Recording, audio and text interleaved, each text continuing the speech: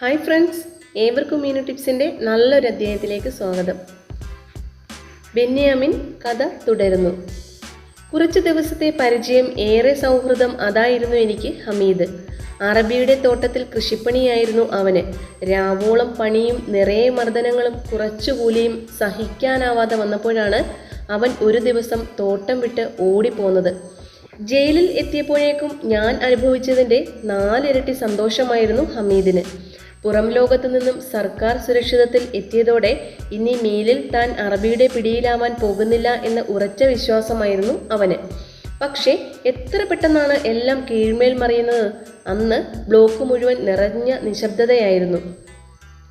അവൻ എല്ലാവരുടെയും പ്രിയപ്പെട്ടവനായിരുന്നു. എല്ലാവരോടും അവൻ സന്തോഷത്തോടെ ഇടപെട്ടു.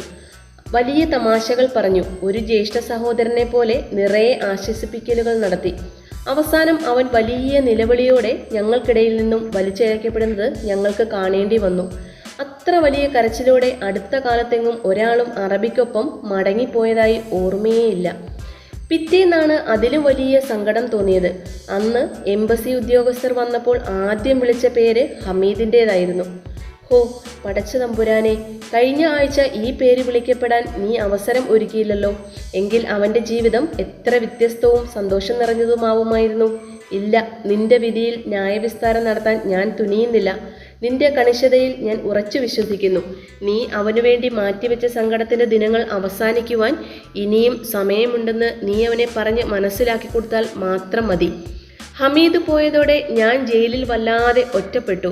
പുതിയതായി വന്നവരോട് എനിക്കധികം സൗഹൃദമൊന്നും സ്ഥാപിക്കാൻ കഴിഞ്ഞില്ല. ആരോടും ഒന്നും മിണ്ടാതെയും പറയാതെയും ഞാൻ വല്ല മൂലയ്ക്കും ഒതുങ്ങിക്കൂടും.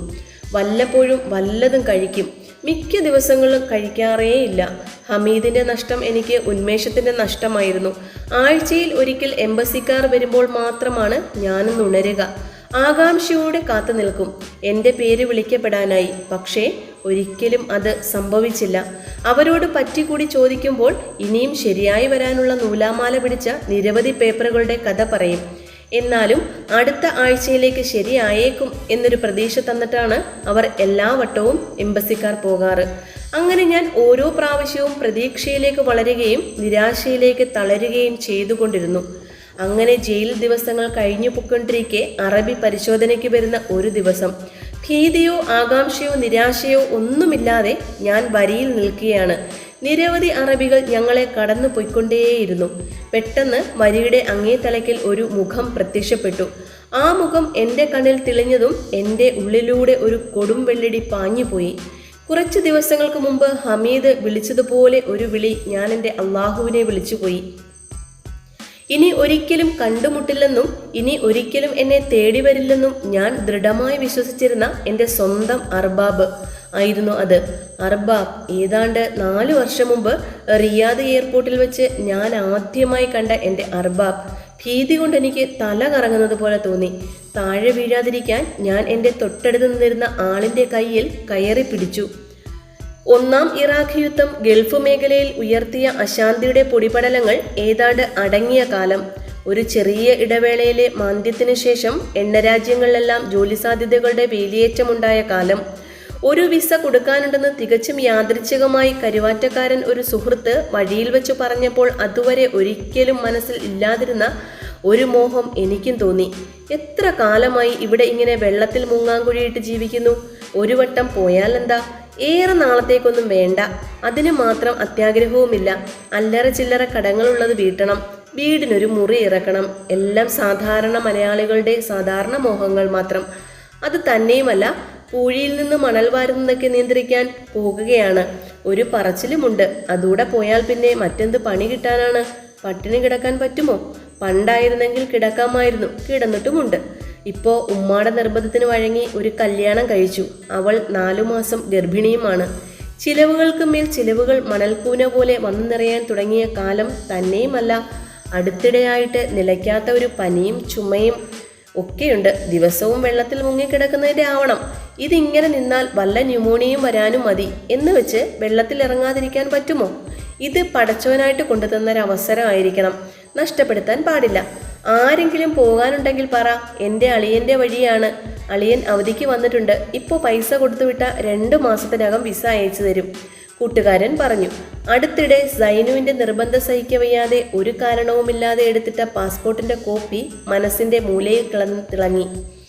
ഉണ്ട്, ഒരാളുണ്ട്, മറ്റാർക്കും കൊടുക്കണ്ട. ഞാൻ അപ്പോഴേക്കും ആവേശത്തിൽ പറഞ്ഞു.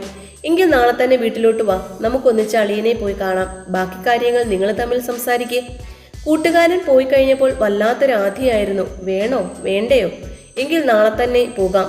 നേരം ഏറെ മനസ്സിലാലോചിച്ച് പൊറുതി കിട്ടാതെ വന്നപ്പോൾ മാത്രമാണ് സൈനുവിനോട് പറഞ്ഞത്. കേട്ടതും എല്ലാ പെണ്ണുങ്ങളെയും പോലെ അവൾക്കും ഉത്സാഹമായി. ഇക്ക, പടച്ചവനായിട്ട് കൊണ്ടുതന്ന അവസരമാണ്, കളയരുത്.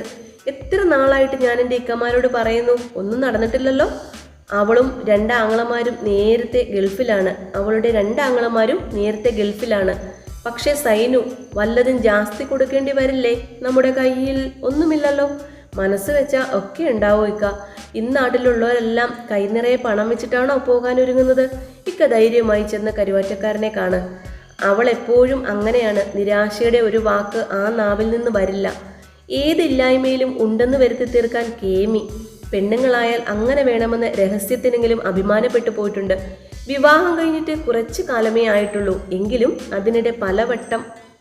പിറ്റേന്ന് തന്നെ കൂട്ടുകാരനെയും കൂട്ടി അളിയനെ പോയി കണ്ടു. 30,000 ചോദിച്ചത്. അതിൽ 20 അളിയൻ 2 ആഴ്ച കഴിഞ്ഞ് മടങ്ങിപ്പോകുന്നതിന് മുമ്പ് കൊടുക്കണം. അത് അറബിക്ക് കൊടുത്തിട്ട് വേണം വിസ ശരിപ്പെടുത്താൻ. ബാക്കി 10 ടിക്കറ്റിനും മറ്റ് ചെലവുകൾക്കുമായി വിസ കിട്ടിക്കഴിഞ്ഞ് ബോംബെയിൽ ഏജന്റിന് കൊടുത്താൽ മതി. ഞാൻ കൂടുതൽ കൂട്ടുന്ന തുകയായിരുന്നില്ല 30. എന്നിട്ടും അന്നേരത്തെ എന്തോ ഒരു ധൈര്യത്തിൽ സമ്മതിച്ചു. തരാം. പിന്നത്തെ ഒരാഴ്ച ഞാൻ ഓടിയ ഓട്ടം. കൊണ്ടുപോയി സഹായിക്കാൻ അടുത്ത ബന്ധുക്കളാരും ഗൾഫിലില്ലാത്ത ഓരോ ഗൾഫുകാരൻ്റെയും ജീവിതത്തിൽ കാണും ഇത്തരത്തിലൊരു ഓട്ടത്തിൻ്റെ കഥ. സൈനുവിൻ്റെ കഴുത്തിൽ കിടന്ന ഇത്തിരി പൊന്ന് പണയം വെച്ചും വീടിൻ്റെ ആധാരമെടുത്ത് ബാങ്കിലേക്ക് ഓടി.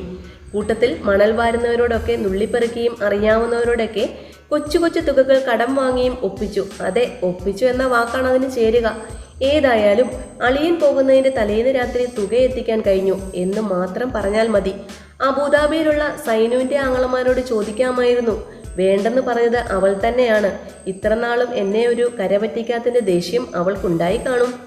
പിന്നൊരു 2 മാസം. അത് കാത്തിരിപ്പിൻ്റെയും സ്വപ്നത്തിൻ്റെയും മാസങ്ങളായിരുന്നു. മറ്റൊരു കടം വാങ്ങൽ പരമ്പരയുടെ ഏജന്റിന് കൊടുക്കാനുള്ള ബാക്കി 10 കൂടി സംഘടിപ്പിക്കണമെന്നായിരുന്നല്ലോ. അതും ഒപ്പിച്ചെടുത്തു. ഇതിനിടെ നിറയെ സ്വപ്നങ്ങൾ കണ്ടു. ഒരു പക്ഷേ 14 ലക്ഷത്തോളം വരുന്ന ഗൾഫ് മലയാളികൾ ഏതൊരാളും നാട്ടിൽ വച്ച് കണ്ടിട്ടുള്ള തരം യാഥാസ്ഥിക സ്വപ്നങ്ങൾ. Golden watch, fridge, TV, car, AC, tape recorder, VCP, കട്ടിയിൽ ഒരു സ്വർണ്ണമാല. രാത്രിയിൽ കിടക്കുമ്പോൾ അതൊക്കെ വെറുതെ സൈന്യവുമായി പങ്കുവച്ചു. ഒന്നും വേണ്ടേക്ക, നമ്മുടെ കുഞ്ഞിന് അറിയില്ല, മകനോ മകളോ ജീവിക്കാനുള്ള അല്ലറ ചില്ലറ വകയാകുമ്പോൾ ഇങ്ങു മടങ്ങി പോന്നേക്കണം. എൻ്റെ ഇക്കാമാരെ പോലെ നമുക്കൊന്നും വാരിക്കൂട്ടണ്ട, മണിമാളികയും വേണ്ട, ഒന്നിച്ചൊരു ജീവിതം, അതുമാത്രം മതി. ഒരു പക്ഷേ ഗൾഫിലേക്ക് പുറപ്പെടാൻ തയ്യാറായി നിൽക്കുന്ന ഏതു പുരുഷന്മാരോടും അവരുടെ ഭാര്യമാർ ഇങ്ങനെ തന്നെ പറഞ്ഞിരിക്കണം. എന്നിട്ടും അവർക്ക് 20-30 വർഷങ്ങൾ അവിടെ ചിലവിടേണ്ടി വരുന്നു.